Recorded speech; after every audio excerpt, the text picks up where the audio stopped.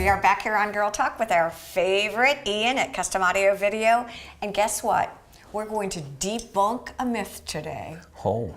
Don't you think that would be fun? Good. Exactly. Favorite Ian? I'm the only Ian here. Ah, this is true. Favorite Ian here. Yeah. He just got back from a wonderful trip too, which is kind of nice. It was good. It was good. It sounds wonderful. But you know, Custom Audio Video, I think, is known for television, sound systems, all of those wonderful things, but you're much more than that.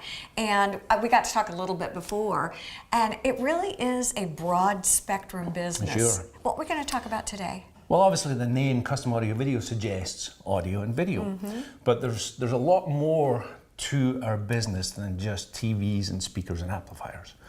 One of the things I want to look at right now is on this touch panel as an example of what people think of as a smart home. And you know, I hear that all the time, Ian. I would like a smart home. I have a smart home. What is a smart home? And from a design standpoint, it can mean a lot of different things to a lot of different people. Yeah. How about for you all? Okay, there's lots of aspects. This can be an on-wall control just for audio video. Okay. Along with portable versions of it or button remotes. What we've done here is incorporated HVAC. HVAC? Yep. Security. Okay. Lighting control. Which means what? Through this, with the push of some of the icons, we can change the lighting in this room. Okay. We can open and close our shades. We can change the temperature. You know, so we actually have connections from the control system that this is based on to all the lighting within this room. All of these other things that I call subsystems. Security, door locks, and the HVAC thermostats, etc. So. And what does that mean with the HVAC? I can actually control whether it's 74, 72? So let's look at this. Yes. Right now we've got a screensaver which really is telling us what's on TV right now. So we're on a fixer-upper show, which is our TV. Exactly. If I touch this, it brings up several other icons. You're just a bit short for this, aren't you? We need a box. Yeah, exactly.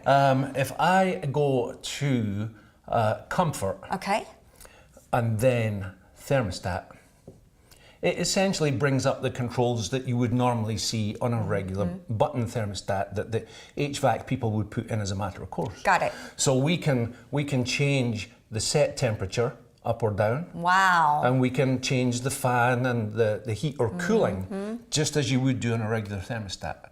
Except this is not a regular thermostat. No, obviously. this is part of your smart home. Yeah.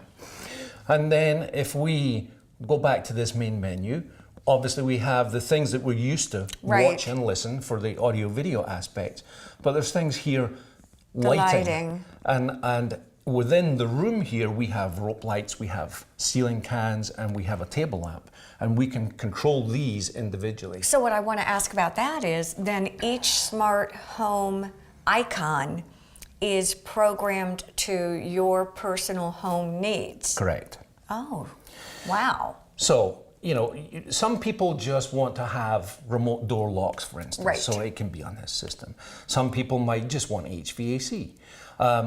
Some people have everything. So, and there's much more behind this. One of the things that I noticed on there was window treatments with shades. Yeah. And that seems to be a huge issue here, especially in the low country when it can be so darn hot. Yeah.